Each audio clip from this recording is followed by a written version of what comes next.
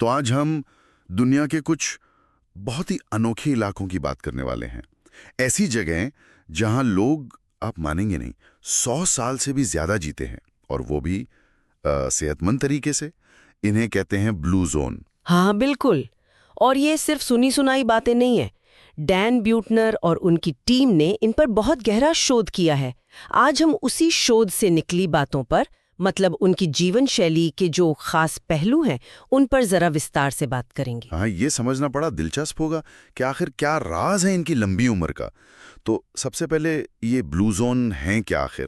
मतलब कोई खास परिभाषा है इनकी? देखिए, ये मूल रूप से वो भौगोलिक क्षेत्र हैं, दुनिया के कुछ गिने चुने इलाके, जहां लोगों की औसत उम्र बाकी दुनिया से कहीं ज्यादा है। और सिर्फ उम्र ही नहीं, बुढ़ापे में होने वाली बीमारियां जैसे दिल की बीमारी या कैंसर, वो भी काफी कम है। ब्यूटनर ने ऐसे 5 खास इलाके पहचाने। 5? अच्छा, कहाँ हैं ये, और मतलब क्या है इनमें इतना अनोखा? तो सबसे पहला नाम आता है जापान के ओकिनावा का। यहाँ दुनिया की सबसे ज्यादा उम्र तक जीने वाली महिलाएं मिलती हैं। ओकिनावा? हाँ, इसका नाम तो काफी सुना है। जी, और इनकी लंबी उम्र के पीछे 2 बड़े राज बताए जाते हैं।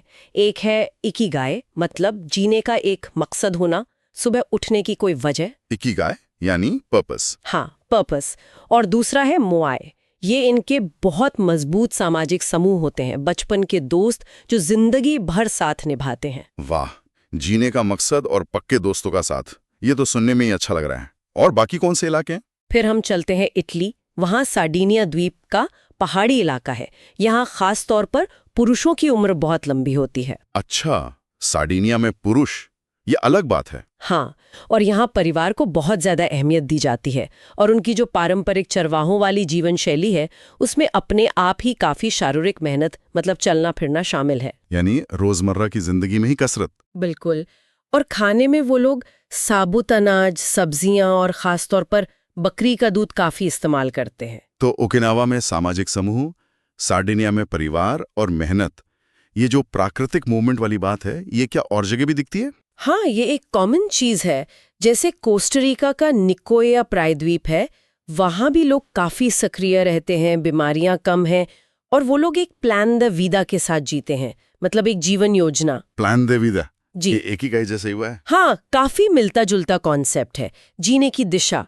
साथ ही वहाँ पानी में कैल्शियम ज्यादा पाया गया है, और खाने में बीन्स और मक्के का इस्तेमाल बहुत होता है। बीन्स, ये नाम फिर आया।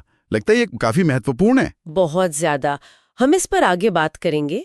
चौथा इलाका है ग्रीस का इकारिया द्वीप। इकारिया, यहाँ के बारे में सुना है कि लोग बड़े अमां की जिंदगी जीते हैं। हाँ बिल्कुल। यहाँ डिमेंशिया जैसी दिमागी बीमारियां बहुत कम है। डाइट इनकी भूमध्य सागरीय है।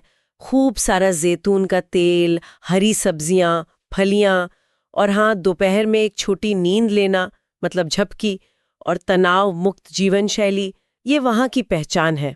दोपहर की झपकी, काश हम भी ले पाते। सही बात है। और 5वां ब्लू जोन तो अमेरिका में ही है। अमेरिका में कहाँ? कैलिफोर्निया में लोमा लिंडा नाम की जगह पर। यहाँ सेवेंथ डे एडवेंटिस्ट समुदाय के लोग रहते हैं। अच्छा, ये एक धार्मिक समुदाय है। हाँ, और इनकी जीवन शैली काफी हद तक इनकी आस्था से जुड़ी हुई है। ये लोग ज्यादातर पौधे आधारित भोजन करते हैं, तंबाकू शराब वगैरह से दूर रहते हैं, और हर हफ्ते एक दिन, जिसे वो सबात कहते हैं, पूरी तरह आराम और आध्यात्मिकता के लिए रखते हैं। कमाल है।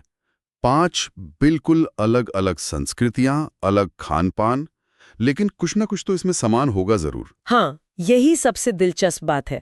ब्यूटनर और उनकी टीम ने इन सभी जगहों पर 9 ऐसी कॉमन आदतें या सिद्धांत ढूंढे, जिन्हें वो पावर 9 कहते हैं। पावर 9? अच्छा, क्या है ये 9 बातें? सबसे पहला है प्राकृतिक रूप से हिलना दुलना। मतलब ये लोग कोई जिम जाकर भारी वर्जिश नहीं करते, बल्कि उनकी रोजमर्रा की जिंदगी ही ऐसी है कि वो चलते फिरते रहते हैं, जैसे बागवानी करना, पैदल चलना, घर के काम करना। यानी एक्टिव रहना जीवन का हिस्सा है, अलग से समय निकालने की जरूरत नहीं। ठीक है। और दूसरा है उद्देश्य। जैसा हमने ओकिनावा के इकिगाई और निकोया के प्लान दे वीदा में देखा, बस सुबह उठने की कोई वजह होना, ये आपकी जिंदगी में कई साल जोड़ सकता है। ये बात तो सोचने वाली है। उद्देश्य का सेहत से सीधा कनेक्शन। और तनाव, आजकल की जिंदगी में ये तो सबसे बड़ा मुद्दा है। बिल्कुल। और तीसरा सिद्धांत इसी से जुड़ा है, तनाव कम करना, या वो इसे डाउन शिफ्ट कहते हैं। ब्लू जोन के लोग रोजाना कुछ न कुछ ऐसा जरूर करते हैं जिससे तनाव कम हो, जैसे ओकिनावा में अपने पूर्वजों को याद करना, इकारिया में दोपहर की झपकी लेना, सार्डिनिया में दोस्तों के साथ शाम बिताना, या एडवेंटिस्ट लोगों के लिए प्रार्थना करना। हर किसी का अपना तरीका है तनाव घटाने का। अच्छा, खाने के बारे में क्या है? खाने से जुड़े 2 खास सिद्धांत हैं। चौथा है 80% नियम। ये ओकिनावा से आया है, हारा हाचीबू, मतलब पेट पूरा भरने से पहले जब लगे कि हाँ 80% भर गया है, तब खाना बंद कर देना। ओवर ईटिंग से बचना। बिल्कुल। और 5वां है पौधे आधारित आहार। ये बहुत महत्वपूर्ण है। इन सभी ब्लू जोन्स में लोग 90-95% खाना पौधों से ही लेते हैं। फल, सब्जियां, साबुत अनाज, मेवे और खास तौर पर फलियां यानी बीन्स। मांस खाते हैं पर बहुत कम, शायद महीने में बस कुछ बार। बीन्स फिर से लगता है ये लंबी उम्र की डाइट का सुपरस्टार है। हाँ, कह सकते हैं। छठा सिद्धांत है वाइन एट 5, मतलब संयमित मात्रा में वाइन पीना। लोमा लिंडा वालों को छोड़कर बाकी चारों ब्लू जोन्स में लोग अक्सर शाम को दोस्तों के साथ या खाने के समय 1 या 2 ग्लास रेड वाइन पीते पाए गए। अच्छा, और सातवां है जुड़ाव या बिलोंगिंग। स्टडी में पाया गया कि लंबी उम्र जीने वाले ज्यादातर लोग किसी न किसी आस्था वाले समुदाय से जुड़े होते हैं। चाहे वो कोई भी धर्म या पंथ हो, वो जुड़ाव महसूस करते हैं।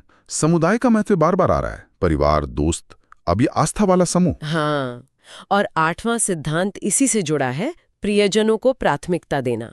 मतलब परिवार सबसे पहले, अपने जीवन साथी, बच्चों के साथ अच्छे रिश्ते रखना और बुजुर्गों का सम्मान करना, उन्हें अपने पास रखना। ये तो हमारी संस्कृति में भी बहुत महत्वपूर्ण माना जाता है। बिल्कुल। और 9वां और आखिरी सिद्धांत है सही संगत यानी राइट ट्राइब। ऐसे लोगों के साथ उठना बैठना जिनकी आदतें भी अच्छी और सेहतमंद हो, जैसे ओकिनावा का मोआए, वो दोस्त जो आपको सही रास्ते पर चलने में मदद करते हैं। ये 9 सिद्धांत सुनने में तो काफी सीधे साधे लगते हैं, पर शायद रोज इन्हें निभाना ही। हाँ, वही असली बात है, निरंतरता। अगर खाने की बात थोड़ी और करें तो बीन्स के अलावा और क्या खास पैटर्न दिखा आपको? हाँ, कुछ और चीजें भी साफ हैं, जैसे प्रोसेस्ड फूड, डब्बा बंद खाना और चीनी का इस्तेमाल लगभग ना के बराबर है।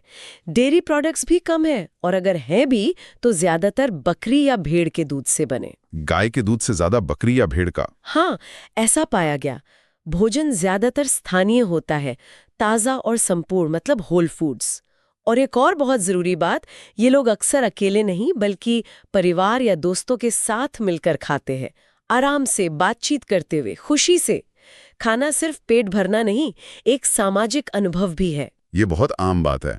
मतलब सिर्फ क्या खा रहे हैं ये जरूरी नहीं, कैसे खा रहे हैं, किसके साथ खा रहे हैं, ये भी मायने रखता है। निश्चित रूप से।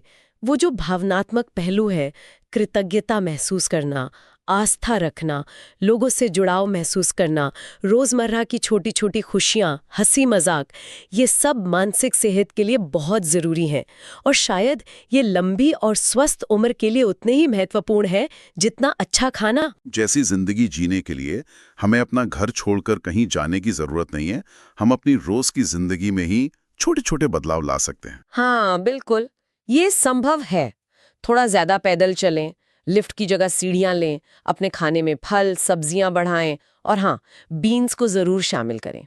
अपनी इकिगाई ढूंढने की कोशिश करें, मतलब कोई ऐसा काम या शौक जिसमें मन लगे। और लोगों से जुड़ना? हाँ, वो भी बहुत जरूरी है। अपने परिवार और दोस्तों के लिए समय निकालें। तनाव कम करने के अपने तरीके ढूंढें, चाहे वो 5 मिनट का ध्यान हो या संगीत सुनना।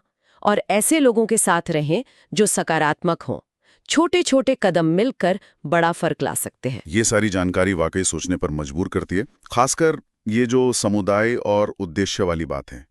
आज की दुनिया थोड़ी भागदौड़ वाली है, कई बार लोग अकेला महसूस करते हैं। ऐसे में अपने जीवन में वो गहरे सामाजिक रिश्ते और वो सार्थकता कैसे लाई जाए, भले ही हमारे पास ओकिनावा जैसा मोआई ना हो? ये सवाल शायद हम सबके सोचने के लिए।